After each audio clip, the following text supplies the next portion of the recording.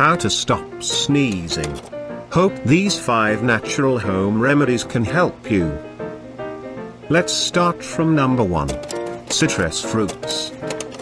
Flavonoids present in citrus fruits like lemons and orange are very powerful antioxidant that builds and boosts the immune system.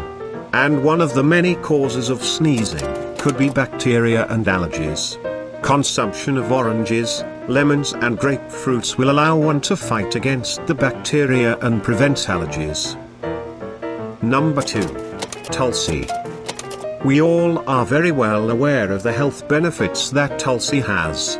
Boil some Tulsi leaves in some water, and drink before bedtime and you will be able to notice the difference.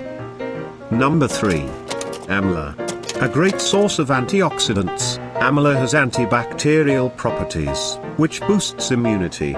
You can either have it raw or you can extract Amla juice, and drink it to get relief from sneezing. You can add some honey to cure sinus problem. Number 4. Ginger.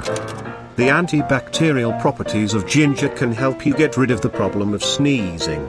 You can chew on pieces of raw ginger, or you can grate them, and add some honey in it for some taste. Have this every night while sleeping for better results.